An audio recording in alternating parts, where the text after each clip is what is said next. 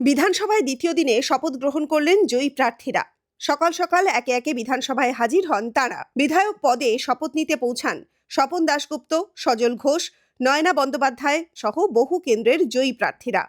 সকাল সকাল 4 চাকা গাড়ির বদলে স্কুটিতে করে বিধানসভায় পৌঁছান শ্যামপুকুরের বিজেপি বিধায়ক পূর্ণিমা চক্রবর্তী। বৃহস্পতিবার বিধানসভা কক্ষে ঢোকার আগে সাংবাদিকদের মুখোমুখি হয়ে একাধিক বিষয়ে পদক্ষেপের কথা জানান মুখ্যমন্ত্রী শুভেন্দু অধিকারী। তিনি জানান, বিজেপির পক্ষ থেকে বিধানসভার স্পিকার হিসাবে কোচবিহার দক্ষিণের বিজেপি বিধায়ক রথিন বোসের নাম প্রস্তাবের কথা। এক মাস আগে যেখানে বিরোধী দলনেতা ছিলেন শুভেন্দু অধিকারী, মুখ্যমন্ত্রী ছিলেন মমতা বন্দ্যোপাধ্যায়, এখন কিন্তু পুরোটাই উল্টে গিয়েছে। এখন প্রাক্তন মুখ্যমন্ত্রী হয়ে গিয়েছেন মমতা বন্দ্যোপাধ্যায় এবং মুখ্যমন্ত্রী শুভেন্দু অধিকারী। শুভেন্দু অধিকারী পরিষ্কারভাবে জানিয়ে দিলেন, এসব ভাবার সময় এখন আমার নেই। ঠিক এই কথাগুলো বললেন কিন্তু তিনি বিধানসভায় ঢুকেই এই শব্দগুলো বললেন মমতা বন্দ্যোপাধ্যায়ের উদ্দেশ্যে। আরও গুরুত্বপূর্ণ দুটি বিষয় বললেন শুভেন্দু অধিকারী। একটা হচ্ছে স্পিকার কে হবে, অর্থাৎ বিধানসভার স্পিকার কে হবে তা নিয়ে কিন্তু রীতিমতো জল্পনা চলছে কয়েকদিন ধরে।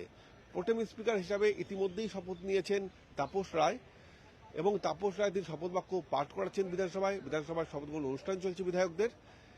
আজ জানা গেল, অর্থাৎ শুভেন্দু অধিকারী বললেন যে স্পিকার হচ্ছেন বিজেপি বিধায়ক, কোচবিহার দক্ষিণের বিজেপি বিধায়ক রথিন বোস।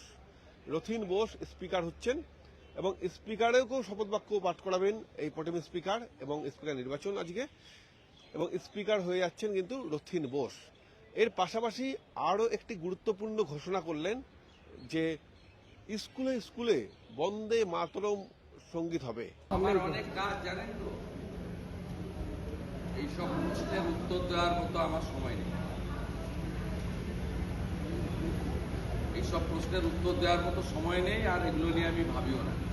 আমাকে এখন ভারতীয় জনতা পার্টির স্পিকার ক্যান্ডিডেট নমিনেট করেছে আমরা রথিন বোসকে।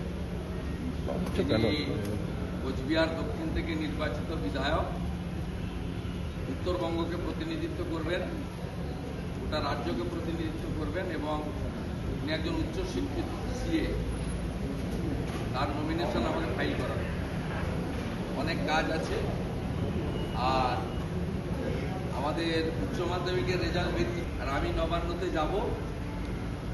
সব বিদ্যালয়ে বন্দে মাতরম সোমবার থেকে গিয়ে বিদ্যালয় শুরু করতে হবে, সেই নোটিশটা জারি করবে। ইতিমধ্যেই যারা বিধায়ক পদে শপথ নিচ্ছেন তারা গেছেন মুখ্যমন্ত্রী শুভেন্দু অধিকারীর সঙ্গে দূর থেকে কুশল বিনিময় করেছেন, এবং তারই সঙ্গে আমরা দেখেছি যে একে অপরের সঙ্গে কুশল বিনিময় করছেন, হাত ধরে কথা বলছেন, এবং বিভিন্ন সময় তারা বাক্যালাপ করছেন, এবং বিধানসভার বিভিন্ন জায়গায় বিভিন্ন চত্বরে বিধানসভার যে কক্ষ তার বাইরেও কিন্তু আমরা দেখেছি সেই কুশল বিনিময়ের ছবি। আর এই মুহূর্তে যেখানে রয়েছে, ক্যামেরায় রয়েছে আমাদের সঙ্গে চিত্রগ্রাহক বাপন সাউ। বাপন দেখিয়ে দিচ্ছে অনেকেই যারা নতুন বিধায়ক হিসেবে উপস্থিত হচ্ছেন তারা কিন্তু আগে বিধানসভায় যখন ঢুকছেন সবার আগে বিধানসভার সিঁড়ি ছুঁয়ে প্রণাম করে তারপর বিধানসভায় তারা ঢুকছেন।